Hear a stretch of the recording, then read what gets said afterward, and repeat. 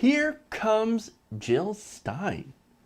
No, her polling hasn't exactly gotten better, but according to US Uncut, donations to the Green Party candidate have soared nearly 1,000% since Bernie Sanders endorsed Hillary Clinton. Wow. I'm going to read this from US Uncut. They said, since Tuesday morning, the Green Party has received over $80,000 in contributions, over half of which comes from first-time donors, and half of which comes in the form of contributions under $50. Now, about 615 of those contributions totaled $27. Now, where have we seen that total before? Let's see. Stein told US Uncut in a phone interview, quote, there's been an explosion of Berners coming in through every portal of the campaign, and it's really exciting. There is so much courage out there to stand up to the marching orders handed down by the usual suspects. The article continues. Stein's social media accounts have also seen tremendous growth and engagement in the past 24 hours. A recent live stream posted to the Stein campaign's Facebook page, which has been viewed over 300,000 times in less than a day. Wish I had those numbers. Her page itself has added approximately 44,000 new likes in the past week. Her Twitter account has over 145,000 followers as of this writing, increasing by the tens of thousands just this week, with 5.6 million impressions on July 12th to the 13th alone. There have also been 10,000 new signups for her email list since yesterday. That is huge. That is an amazing growth in social media presence, not to mention fundraising numbers over 1,000% in just a week. And according to the web traffic site ranking web traffic ranking site Alexa, Jill2016.com has been climbing steadily in popularity since January, with rapid monthly growth since March. The search term Jill Stein has also seen a huge increase on Google Trends since the endorsement. Now, why Jill Stein? Oh, why not Gary Johnson? Well, Gary Johnson is actually doing pretty well as well. I mean, he's polling at about 12%, and he's getting pretty close to, being able to be included in the debates against Hillary Clinton and Donald Trump. Okay, now so that's Gary Johnson, right? Well, let's look at Jill Stein. Well, Jill Stein's plans are actually incredibly progressive, and of course, she's not Hillary Clinton either. Now, remember, there was a poll out there that said 48% of Bernie Sanders backing millennials are actually looking for a third-party option. That's millions of people who were energized by Bernie Sanders and his policies. Well, who aligns with Bernie Sanders on policy the most? It ain't Hillary Clinton. No, it's Jill Stein. So why didn't Bernie Sanders endorse Jill Stein? Well, that's a good question. Now, I think he doesn't want to take any chances with getting Donald Trump elected. Now, Jill Stein's third party. Third party is usually considered a spoiler in an election.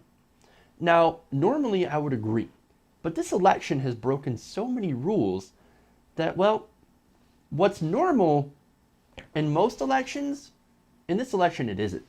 So we've seen the rule that get thrown out the window. But as far as Bernie Sanders is concerned, he sees the Democratic Party, which has moved left on several issues. I'll look at the platform. It's a bit more progressive. Now, will Hillary Clinton follow up on that? We don't know. A lot of people don't trust her to follow through. I don't trust her to follow through. So I don't know. But what Bernie Sanders sees is that, look, I moved the party to the left. I got these progressive positions put into the platform. And I think I'm going to stay the course to see if I can get these introduced, if I can get Hillary Clinton to fight for these. Okay. That's what he thinks the best way to get progressive policies done. Okay. Well, I don't know if I fully agree with that. I kind of do. But then again, I see somebody like Jill Stein, it's like, it's kind of hard to, consider not voting for her, especially with her positions. So let's take a look at some of those positions, right? Stein has called to cut military spending by over half. The Pentagon gets like $6 billion a year. Cutting that by half, that saves $3 billion or $300 billion a year. That's a lot of money. She also proposed emergency measures to curb the effects of climate change. And I'm assuming that's, of course, cutting off fossil fuels, banning fracking, like what Bernie Sanders had said, as well as investing in renewable energy. I'm in favor of all of that. Canceling student debt. Now, that's a big one. Student debt has passed over $1 trillion. I've got student debt. Would I like to see that canceled? Absolutely. I'm sure a lot of people who are struggling under that mountain of student debt would love to see that canceled, and not the Hillary Clinton cancel, which, by the way, would count that canceled debt as additional income.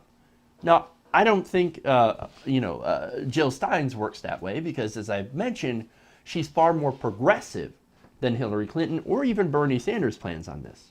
So, that's very progressive. Not only that, but passing a $15 living wage, which is something that the Democratic Party has adopted thanks to Bernie Sanders. And finally, like Bernie Sanders, she wants to go to a Medicare for all. So now I can see why Bernie Sanders supporters would want to do this. I look at these policies and I'm like, yes, these are fantastic. These are incredibly progressive. They're like Bernie Sanders. But even on some of these, she's even gone to the left of Bernie Sanders.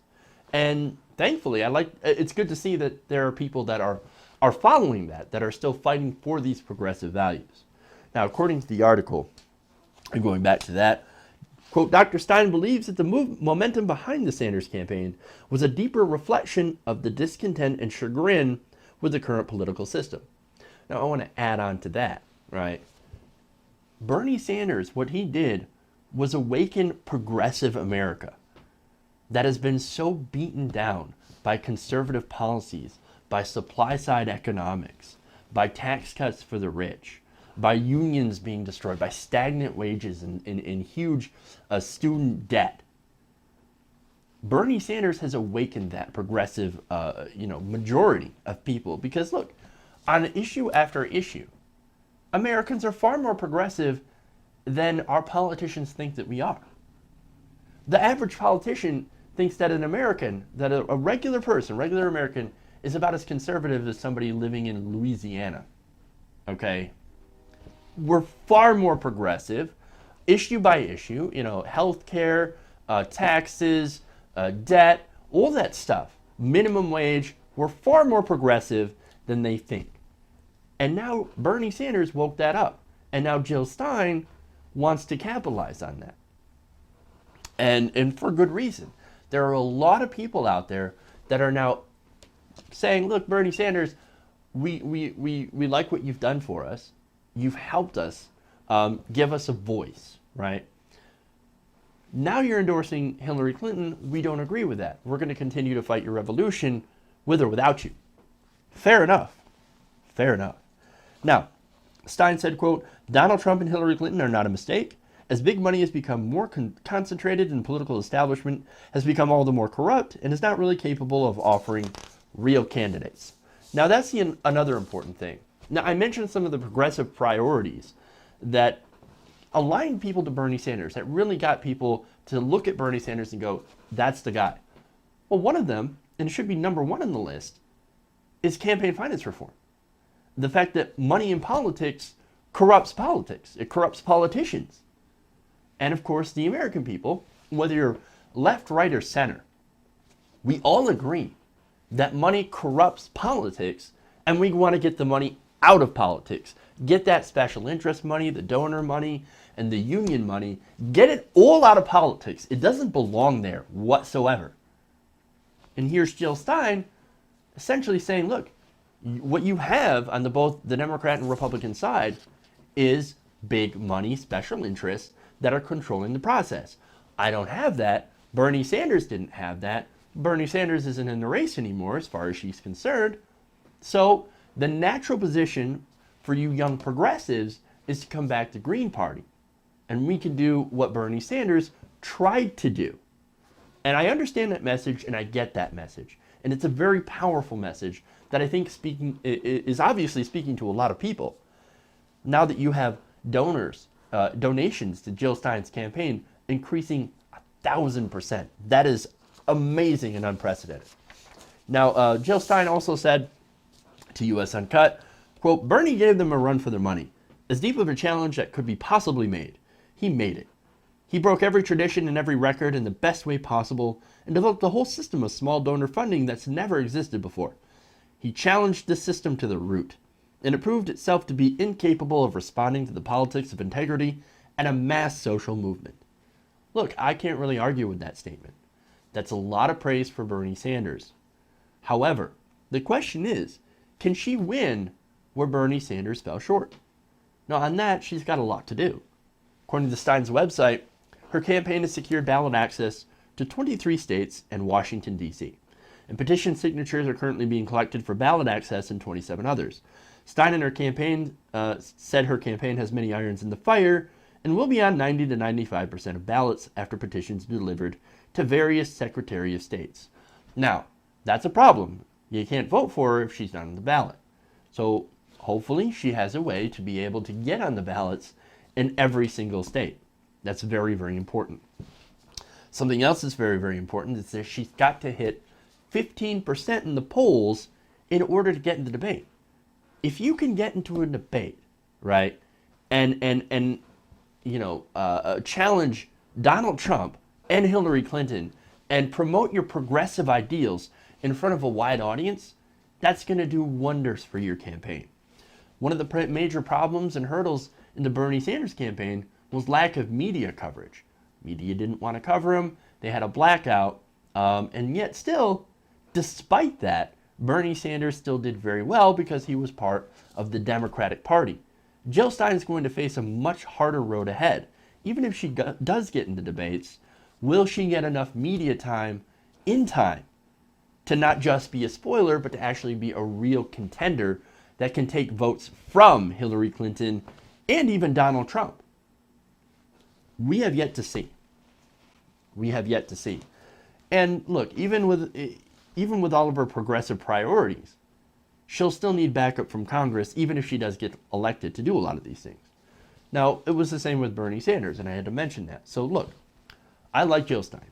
I'm willing to vote for her, but I got to keep it real with you guys. This is a long shot. This is a longer shot than Bernie. And even if she goes against all odds and wins, she needs to get a wave of progressive politicians to back her up and get these policies passed. And that's why she needs you. Look, the main thing I want to focus on is really that down ballot. I think that's what's the most important here. Now, you can have Jill Stein, but if she doesn't have any progressive policymakers to back her positions, to vote on the stuff that she wants, because she doesn't introduce the votes, Congress introduced the votes. She just votes on them or vetoes them. She's going to need backup from Congress. And that's much more important. I've always had this criticism about her movement, is that she didn't start at the bottom. And that still holds true. For all the praise I have for Jill Stein, that still holds true today. She really needs to build up that infrastructure in the Green Party, start getting Green Party members elected to Congress to pass her priorities. Now, I'm sure some Democrats will go along with it. I'm sure Bernie Sanders will go along with a lot of her plans. But that's what, one senator out of 99? You're going to need a lot more backup from that if you want to pass these priorities, even if you win the presidency, because you can't rule by executive decree. This isn't a monarchy. So that's my criticism there. Now, nonetheless, if she could pull all of that off, it would be unprecedented in the history of modern politics. Now, whether she can do that, got to keep it real, remains to be seen. But in an election where both candidates of the major political parties are so disliked and untrusted, this election is probably the best chance that her or a third party are ever going to get.